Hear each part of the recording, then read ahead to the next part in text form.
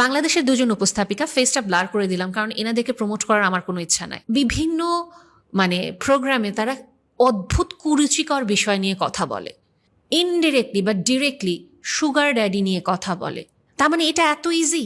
একটা ফ্যামিলি ভেঙে যায় না?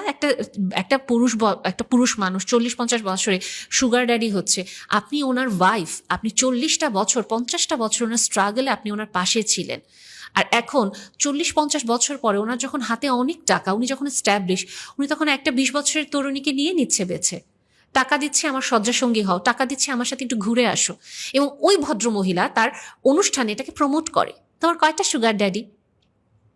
এবং আরেকজন এতটাই কুরুচিপূর্ণ যে আমার মুখে বাধে বলতে, সে বিভিন্ন সবজি নিয়ে সে কোয়েশ্চেন করে, এবং এগুলো এই প্ল্যাটফর্মে, আজকাল তো টিভি লাগে না, এই জন্যই তো এটাই তো কনসার্নের বিষয় যে জাস্ট একটা মোবাইল থাকলে হয়, এবং মোবাইলে সে ছেড়ে দিচ্ছে এবং ভিউ হচ্ছে, মিলিয়ন ভিউ হচ্ছে, এবং মানুষ এগুলো দেখতেছে, কারণ সেক্সুয়ালি ফ্রাস্ট্রেটেড আমাদের এই অঞ্চলের মানুষরা।